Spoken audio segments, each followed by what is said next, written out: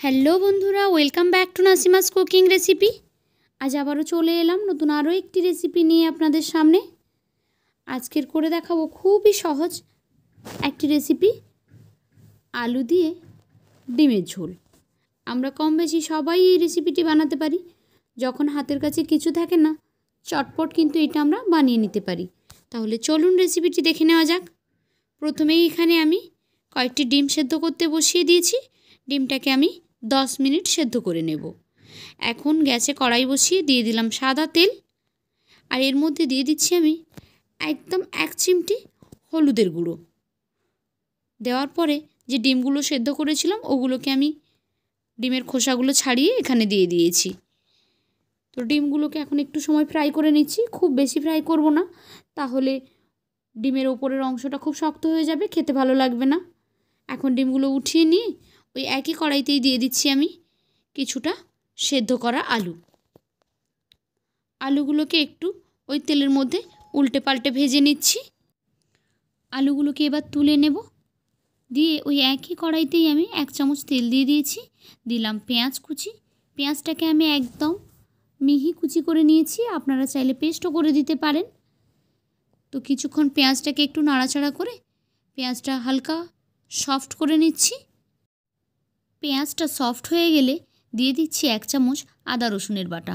আদা রসুন বাটা দিয়ে খুব ভালোভাবে আমি নাড়াচাড়া করে নিচ্ছি, যতক্ষণ না আদা রসুনের কাঁচা গন্ধটা চলে যাচ্ছে ততক্ষণ পর্যন্ত। আদা রসুনটা দিয়ে ভালোভাবে ফ্রাই করে নেওয়ার পর এবার আমি এখানে দিয়ে দিচ্ছি 1 চামচ লঙ্কা গুঁড়ো, 1 চামচ হলুদ গুঁড়ো দিয়ে আবারও মশলাটাকে খুব ভালোভাবে কষিয়ে নিচ্ছি।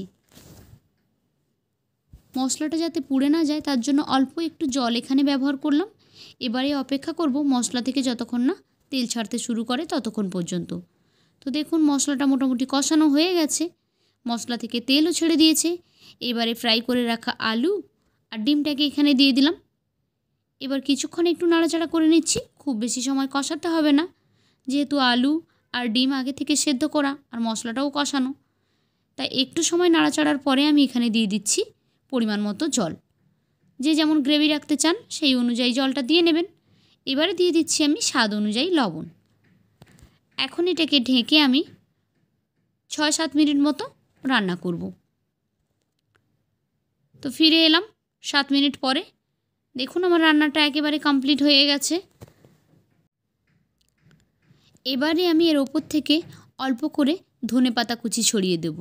দিয়ে এটাকে স্ট্যান্ডিং টাইমে রেখে দেবো, গ্যাসটা বন্ধ করে। দিলেই কিন্তু রেডি হয়ে গেল আমাদের ডিম আলুর তরকারি। তো কেমন লাগলো আমার এই রেসিপি কমেন্ট করে জানাবেন। যদি ভালো লেগে থাকে তাহলে একটি লাইক করে দেবেন।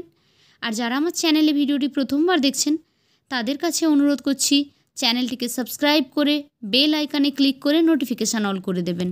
তাহলে নতুন ভিডিও আপলোড করলে সেই ভিডিও সঙ্গে সঙ্গে পৌঁছে যাবে আপনাদের ফোনে। তো আজকের মতো বিদায় নিচ্ছি, আবারও ফিরে আসবো অন্য কোনো দিন অন্য কোনো নতুন রেসিপি নিয়ে। ততক্ষণ সবাই ভালো থাকুন, বাই বাই।